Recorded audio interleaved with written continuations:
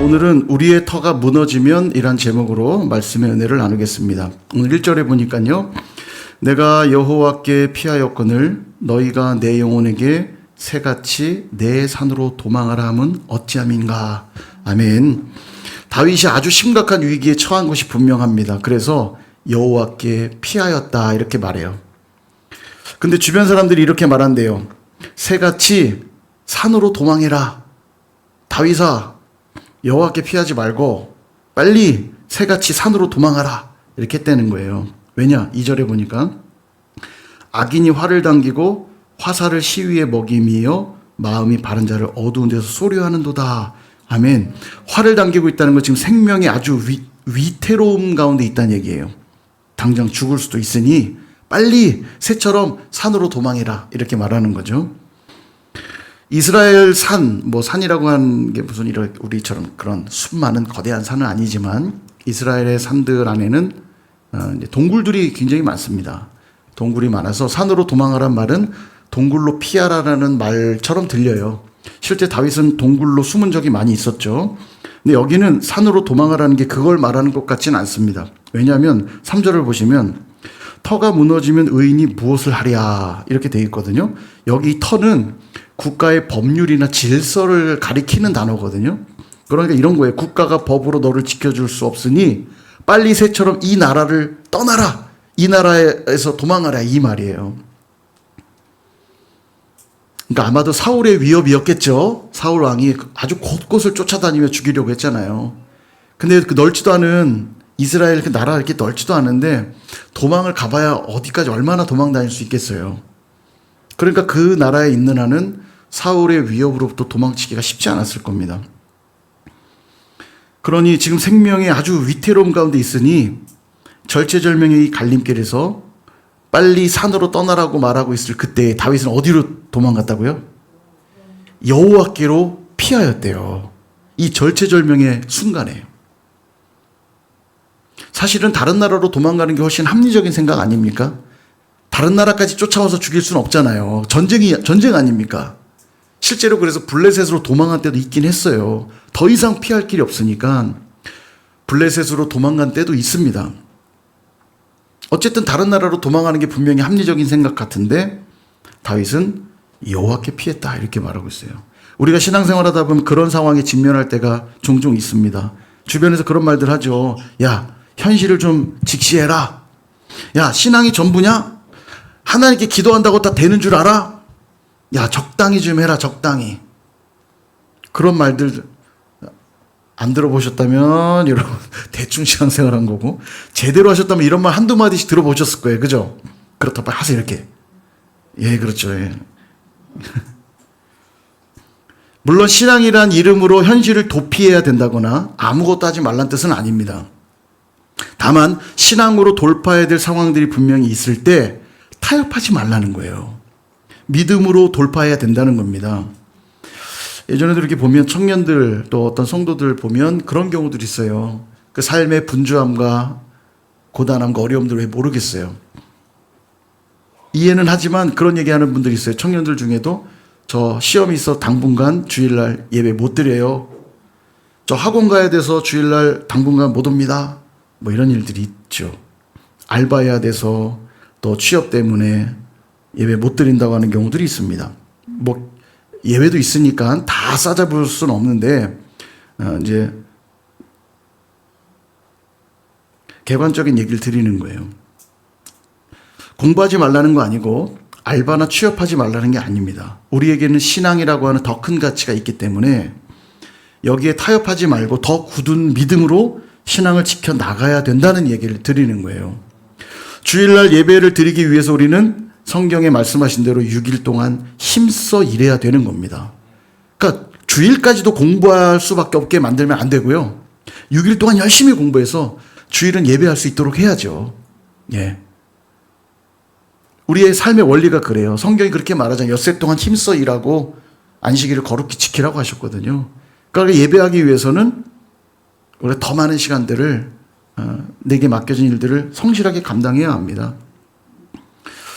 근데 요즘 참 주일 성수에 대한 인식들이 예전 같지는 않아요. 많이 희미해지고 있는 것 같습니다. 물론 사회 구조가 좀 많이 바뀌고 있기 때문에 단편적인 말로만 드릴 수는 없어요. 앞으로 이 부분에 대해서 많은 논의가 분명 필요할 겁니다. 근데 뭐 어찌되었건 주일 성수, 내가 하나님께 일주일 정해진 시간에 예배하겠다고 하는 이 신앙의 가치들이 희미해지고 있는 건 사실이에요.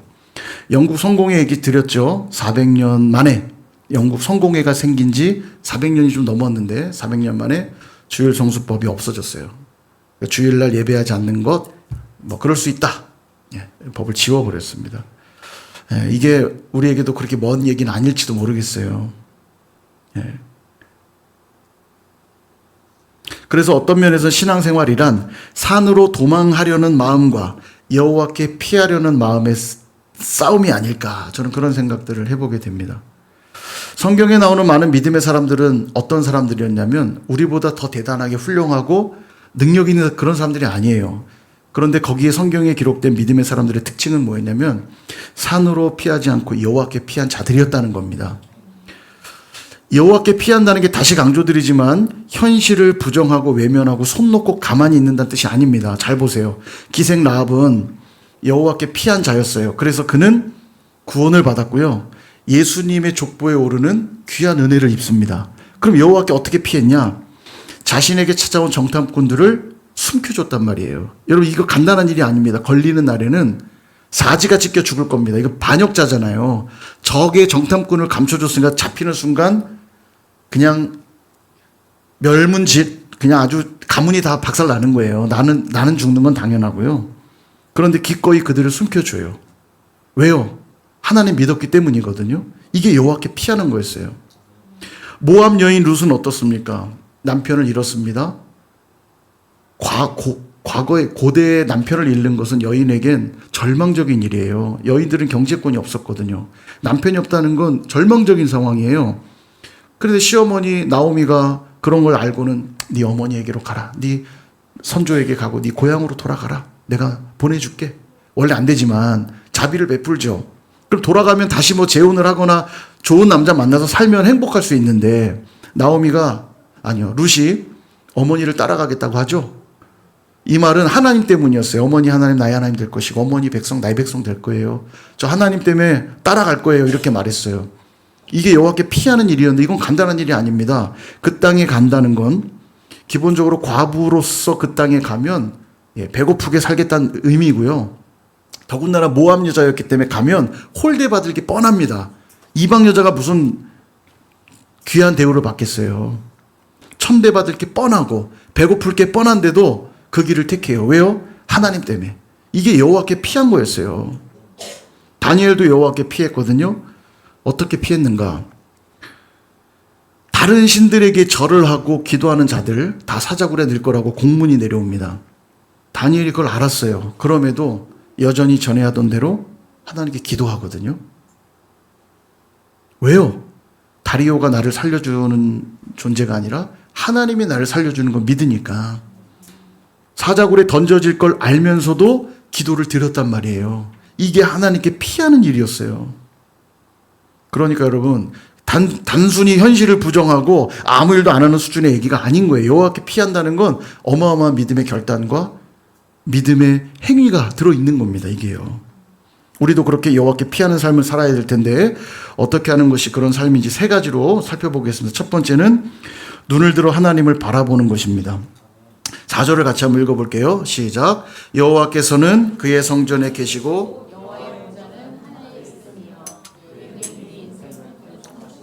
그의 안목이 그들을 감찰하시도다. 아멘. 다윗 앞에는 지금 절망할 수밖에 없는 상황들과 원수들로 득실득실합니다. 그러나 다윗은 무엇을 바라보았어요? 하나님 바라봤어요. 눈을 들어서 하나님 바라봤단 말이죠. 이처럼 헛된 것들로부터 눈을 돌려 하나님을 바라보는 것을 우리는 신앙이라고 합니다. 부정적인 걸 보고 있노라면 우리의 의식과 생각과 행동은 부정적으로 흐르게 돼 있고요. 불가능한 것들을 보고 있노라면 우리의 의식과 생각과 행동도 불가능한 쪽으로 가게 돼 있어요. 그거 절대 안 될 걸. 여러분, 이 못을 받고 시작하잖아요. 우린 그래요. 여러분, 부정은 긍정을 인식하지 못한다고 여러 번 말씀드렸죠. 지금부터 여러분 사탄을 생각하시면 안 돼요. 시작. 그럼 누가 생각나요? 사탄은 어떻게 생겼을까 고민하죠, 벌써. 그래서 부정은 긍정을 절대 인식 못해요. 뭐 하지 말라고 하면 그거를 하게 돼 있습니다, 여러분. 반드시. 그럼 어떻게 하면 사탄은 생각 안 합니까? 긍정하면 돼요. 하나님을 생각하십시오. 하나님을 계속 생각하면 돼요. 그럼 사탄은 생각 안 하죠. 그죠? 이게 중요해요. 하나님이 커지면 사탄은 작아지게 돼 있고요. 긍정이 커지면 부정은 작아지게 돼 있고요. 믿음이 커지면 염려는 작아지게 돼 있고, 사랑이 커지면 무관심은 작아지게 돼 있단 말이죠. 자, 그런데 여호와를 바라보는 걸 조금 더 구체적으로 보면, 다시 4절을 또 보시면, 자, 보세요. 여호와께서는 그의 성전에 계시고, 성전에 계신 하나님을 보고 있고요. 두 번째, 여호와의 보좌는 하늘에 있대요. 하늘 보좌에 계신 하나님을 보고 있습니다. 그러니까 지금 다윗은 하나님의 두 형태를 보고 있어요. 성전에 계신 하나님과 하늘 보좌에 계신 하나님. 성전에 계신 하나님은 어떤 분이냐? 성전은 이 땅에 있는 거잖아요. 그러니까 우리 가운데 계신 하나님, 내주하시는 하나님을 말하고 있는 것이고, 하늘 보좌에 계신 하나님은, 하늘은 초월한 공간이잖아요. 초월하시는 하나님, 전능하시는 하나님을 보고 있는 거예요. 자, 성전에 계신 하나님을 한번 생각해 볼까요? 성전은 뭐가 성전이죠, 여러분? 오늘날 우리에게 성전이 뭐예요? 이게 나고 우리가 성전이죠? 나고 우리가 성전이에요. 하나님은 어디에 계시냐면 성전에 계신 하나님이시기에 내 안에 계시고 우리 안에 계시죠.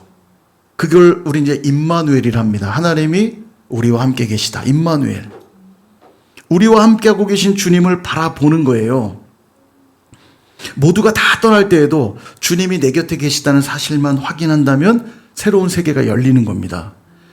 야곱을 생각해 보십시오. 에서의 위협을 피해서 외삼촌 라반의 집을 향해 도망을 칩니다. 해가 져서 돌베개를 베고 잠을 청하죠. 생각해 보세요. 사랑을 많이 받았던 야곱인데요. 가족들을 등지고 지금 나왔어요, 집을. 그리고 광야에서 밤을 보내야 되는 상황입니다. 광야는 요한 마당 같은 곳이 아니에요. 사람이 사는 곳이 아닙니다, 이 광야는요. 밤의 공포, 그리고 광야는 무척 추워요. 추위의 공포, 얼어 죽을 수도 있습니다. 추위의 공포, 들짐승이 있을 수도 있죠. 들짐승의 공포. 이런 두렵고 무서운 공간에서 외롭게 있는 자신이 얼마나 처량하고 슬펐을까요? 근데 그곳에서 하나님을 만나게 됩니다. 창세기 28장 15절. 내가 너와 함께 있어 내가 어디로 가든지 너를 지키며 너를 이끌어 이 땅으로 돌아오게 할지라. 내가 내게 허락한 것을 다 이루기까지 너를 떠나지 아니하리라 하신지라. 아멘. 자, 보세요. 내가 너와 함께 있어서 너를 떠나지 않을 거야 라는 이 하나님을 만나는 순간, 분명 잠들 때까지만 해도 가장 위험하고 가장 처량하고 가장 외로웠던 자리가 달라진 게 아무것도 없는데, 하나님이 함께 하시며 내가 너를 떠나지 않겠다는 이 사실을 깨닫는 순간, 베델, 이곳이 하나님의 집이로구나. 하나님의 집으로 바뀌어요. 외로움의 공간이고 처량함의 공간이고 슬픔의 공간이었던 곳이 하나님의 집으로 바뀐다고요. 왜요? 하나님이 나와 함께하고 계신다는 사실을 깨달았기 때문입니다.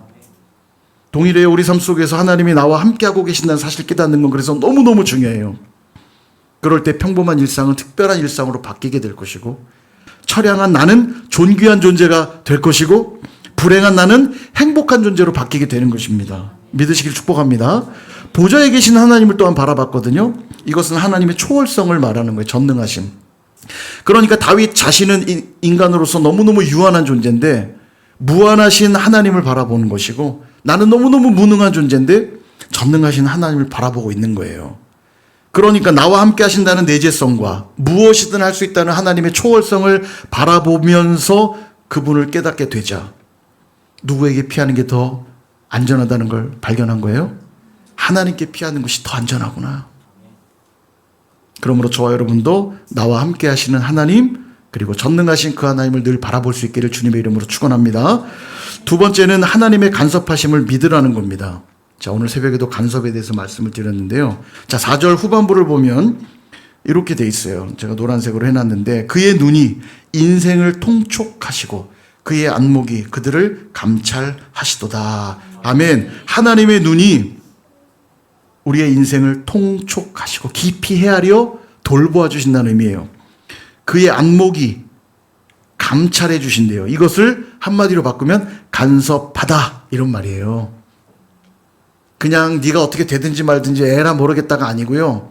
어떻게 하는지 다 통촉하시고 다 감찰하시고 간섭하신다는 얘기입니다. 자, 오늘 새벽에 간섭하심에 대해서 설명을 드렸는데 교만한 사람들은 간섭받는 걸 싫어하죠. 그죠? 특별히 요즘 젊은 세대는 더합니다. 꼰대라는 말이 일반적인 용어가 돼버릴 정도로 누군가가 잔소리하든 얘기를 하면 듣기 싫어해요. 그죠? 근데 여러분 다시 한번 주님의 이름으로 권면드립니다. 여러분 잔소리라고 표현할까 좀 그렇지만 권면을 들을 줄 아는 귀를 반드시 가지셔야 돼요. 꼰대라는 말로 누군가로부터 나를 위해 해주는 말을 거부하는 행위는 심각한 문제가 생깁니다. 왜냐하면 하나님이요, 여러분 직접 말씀하실 때도 물론 있긴 합니다만 상당수는 하나님이 주변 환경 또 주변 사람들을 통해서 말씀하실 때가 많거든요. 그런데 귀담아 들을 줄 아는 듣는 귀가 없는 자들은 절대 하나님 음성을 못 들어요. 그러니까 교만할 수밖에 없고 망하는 길로 가는 겁니다. 힘들지만 멘탈을 기르셔야 돼요. 권면의 말을 들을 줄 아는 멘탈. 이거 너무 중요해요. 그러니까 교만한 사람들은 절대 간섭받는 걸 싫어해요. 공부를 잘하고 있다가도 공부 열심히 하고 있니? 하고 엄마가 말하면 아이씨 공부하기 싫어져 막. 아 내가 잘하고 있는데 왜 와서 공부하라는 거야 도대체. 내가 하나 봐라. 이러죠. 열심히 일하고 있는데 옆에 와서 열심히 하고 있어? 열심히 나 안 해. 당신이 해. 예. 미숙하지 않은 자들일수록 미숙? 우리 성도님들의 이름이 자꾸 나오면 멈추게 돼요. 인자를 사랑하고 미숙하지 않으면 안 되는데 미숙하지 않은 자들은 절대 간섭을 받지 않습니다. 성숙해야지 듣는 거예요. 자, 그런데 간섭은 되게 중요하다고 했죠. 생각해 보세요. 어린아이가요. 부모님이 간섭해야 됩니까? 안 해야 됩니까? 간섭하는 게 불행한 겁니까? 아니죠. 어린아이 정말 너무너무 위태롭고 도움이 필요한 존재거든요. 근데 부모가 와서 간섭할 때 좋은 건 좋은 음식이라든지 아이에게 유익한 거는 더 배가가 되게 하고요. 아이에게 해로운 건 다 없애버리고 상쇄시켜버린다고요. 그러니까 간섭은 두 가지가 나타난다고 과학적으로 설명드렸죠.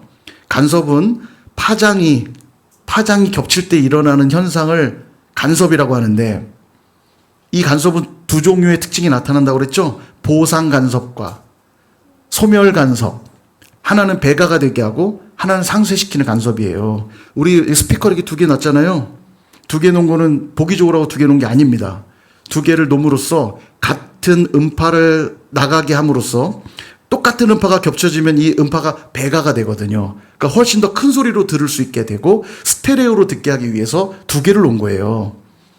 그러니까 훨씬 저의 이 좋은 목소리를 크고 입체감 있게 들을 수 있는 거죠.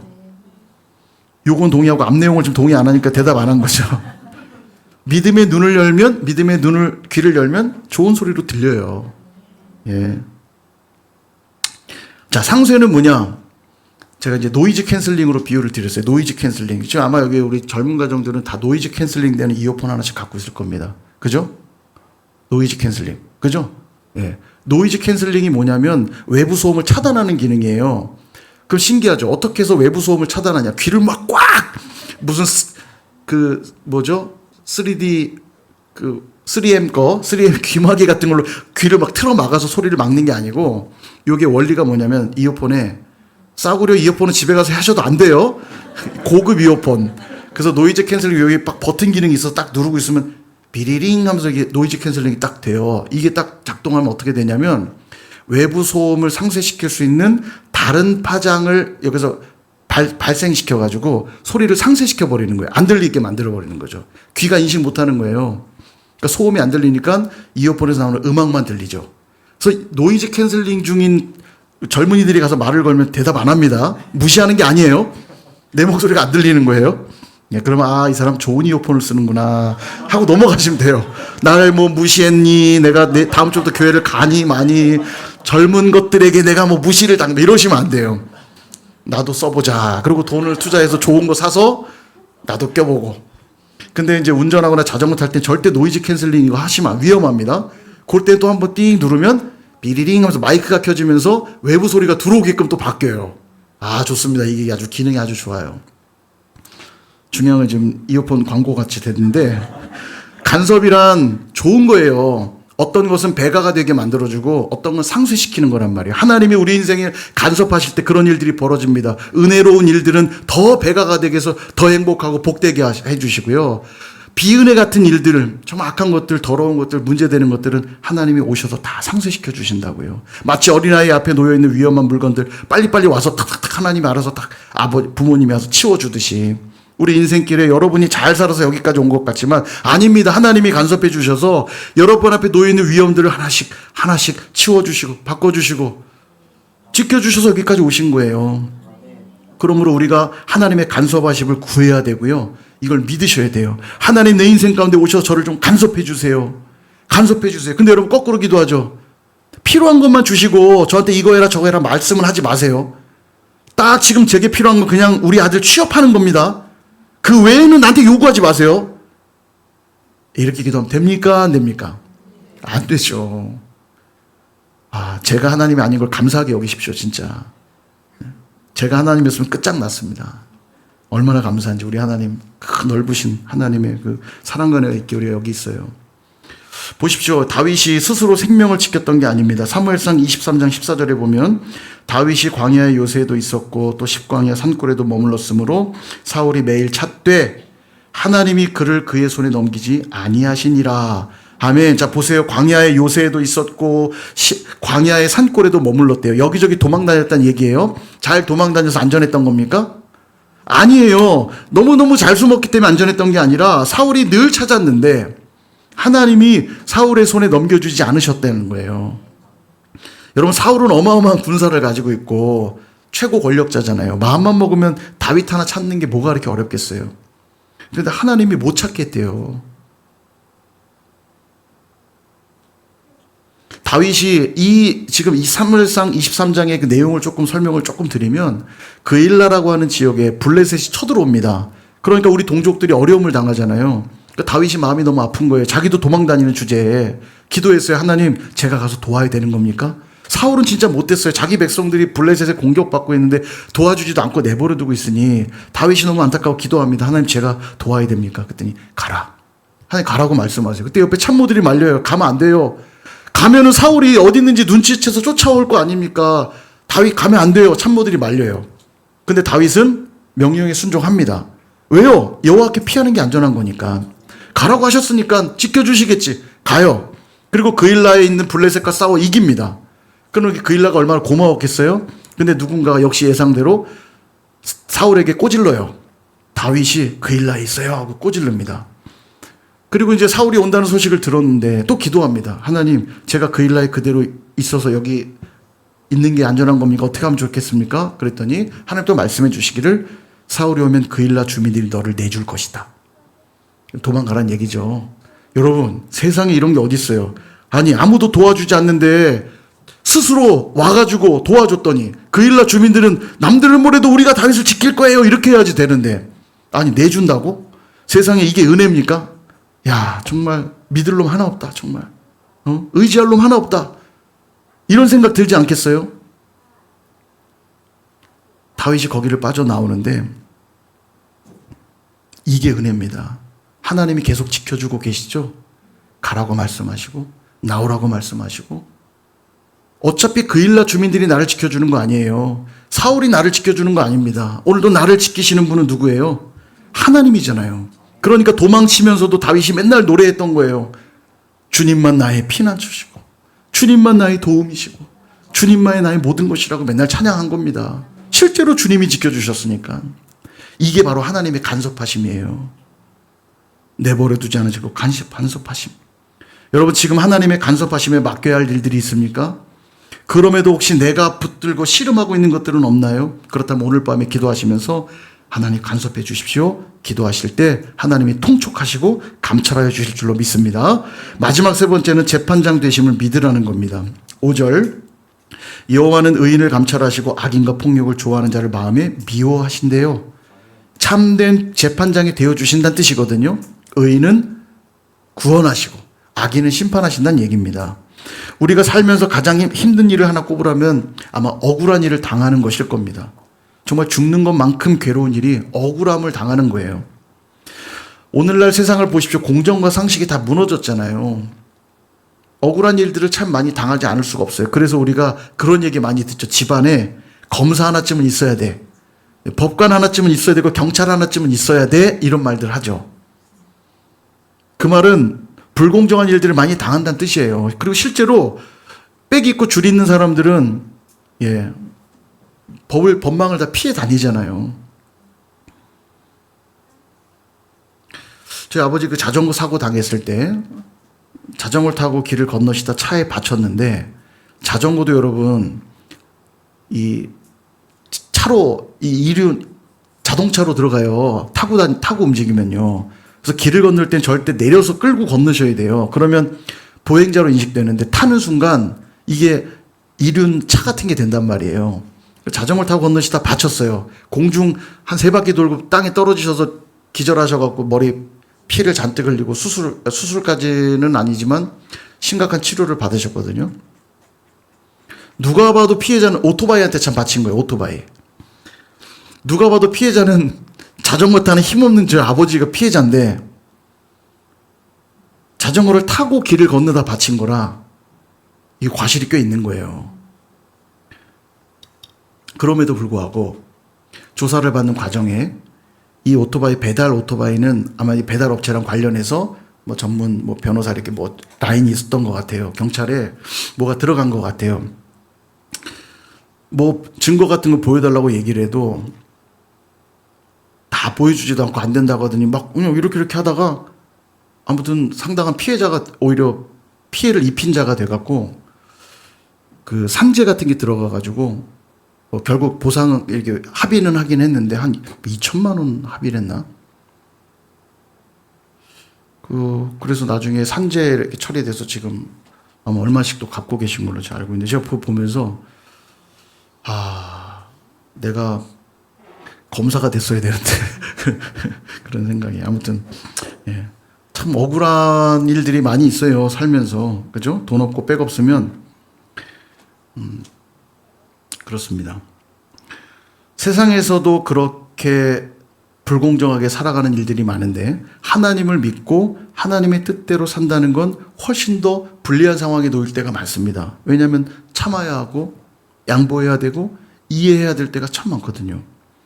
그럼에도 불구하고 신앙생활을 해나갈 수 있는 이유는 무엇인가? 우리에게 하늘 재판장이 있기 때문입니다. 지금은 내가 억울함을 당하는 것 같지만 반드시입니다. 반드시 때가 되면 하나님이 옳고 그름을 딱 가려주실 거예요. 가장 공정하고 정의로운 재판장이 우리 하나님이시거든요. 그래서 성도가 성도답게 살아가기 위해서는 꼭 기억해야 됩니다. 반드시 하늘 법정이 있다는 걸 기억하셔야 돼요. 이거를 기억하지 않으면 지금 당장 억울한 상황에 놓일 때 자꾸 세상 법을 쫓고 사람의 논리를 따르게 되는 겁니다. 그러면 나중에 하늘 법정에서 엉뚱한 판결이 날 수도 있는 거예요. 그러므로 공정한 재판관이 우리 하나님을 꼭 믿으셔야 됩니다. 지금 당장 억울하다고 해서 하나님을 놓으면 안 돼요. 여러분이 본 손해는 하나님이 다 갚아주실 거고요. 여러분이 받은 억울함은 전부 다 하나님 풀어주실 겁니다. 그러므로 오늘도 하나님의 뜻대로 사는 게 너무 중요하거든요. 그래서 이 마지막 하늘 법정이 있다는 걸 믿는 자들은 마지막에만 그 재판이 있는 게 아니라 너무너무 분명하게 그 하늘 법정이 있음을 믿기 때문에 매일매일의 삶을 하늘 법정에 가져가는 연습을 하게 되는 거예요. 왜냐하면 그건 분명히 있는 자리니까. 그리고 그 하늘 법정에서 매일매일 하나님께 다 아뢰는 거예요. 나의 그 억울함도, 나의 그 분통함도, 나의 그 분노도, 아픔도, 괴로움도 그 법정에 다 눈물 콧물 쏟으면서 아뢰는 거예요. 그럼 하나님은 의인은 살리고 악인은 미워하신다고 말씀하고 있는 겁니다. 그랬던 사람이 있는데 누구냐? 스데반 집사님이에요. 마지막 순간에 돌에 맞아 돌아가시죠. 아무리 봐도 스데반 집사님은 돌에 맞아 죽을 죄를 짓지 않았어요. 이거보다 억울한 일이 어디 있어요.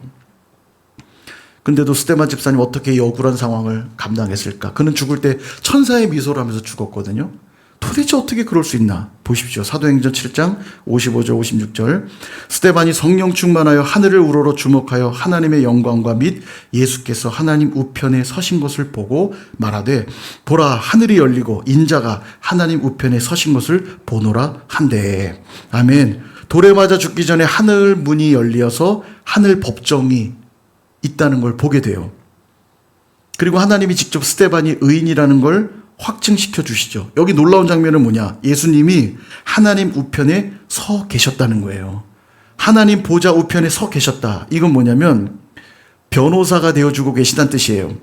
하나님은 재판장이시라면 예수님이 변호사로 계신 거예요. 법정에 가보면 일반인들은 법도 잘 모르고 법리도 잘 이해를 못하기 때문에 스스로를 변호를 못해요.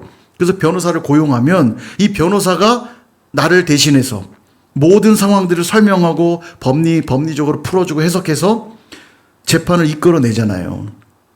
그죠? 그러면 기왕이면 승률 높은 변호사를 만나는 게 좋죠? 맞죠? 승률 좋은 변호사를 만나야 내가 제대로 된 변호를 받고 승리할 거 아닙니까?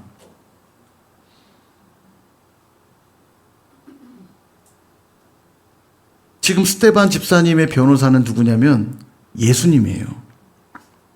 그래서 여러분 성도들은 하늘 법정이 열리기만 하면 우린 무조건 유리하게 돼 있어요. 왜냐하면 그 하늘 법정에 우리의 변호사는 늘 누구예요? 예수님이요. 승률이 100%입니다.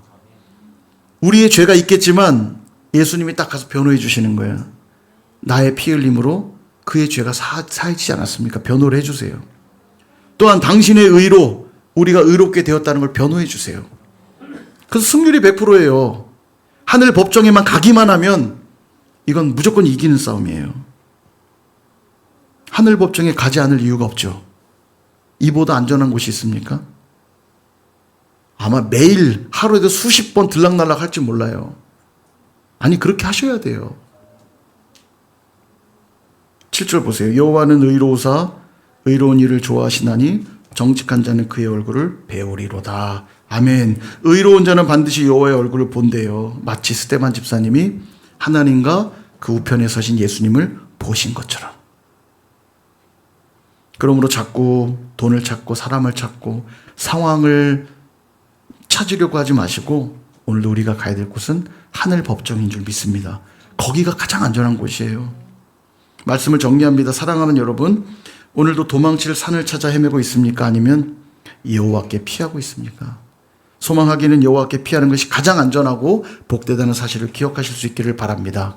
여호와께 피한다는 것은 세 가지 의미라고 말씀드렸어요. 내주하시는 주님, 그리고 전능하신 그 주님을 온전히 바라보는 것. 오늘도 나의 시선을 썩어질 것들에 두지 마시고 내 안에 거하시며 전능하셔서 우리 가운데 역사하시는 그 하나님께 시선을 돌리시는 거고요. 두 번째는 삶의 모든 일에 하나님이 간섭해 주시기를 구하는 것. 이게 주님께 피하는 거예요. 마지막 세 번째는 우리 삶의 모든 일들을 어디로 가져가야 됩니까? 하늘 법정으로 가져가야죠. 그래서 주님께 다 아뢰십시오. 여러분 기도하셔야 돼요. 기도가 하늘 법정에 가서 아뢰는 거예요. 그럴 때 우리는 무너질 터가 아니라 가장 안전한 터에서 하나님이 약속한 영생 복락을 누리게 될 줄로 믿습니다. 그렇게 살아가시는 저와 여러분 다 되시길 주님의 이름으로 축원합니다.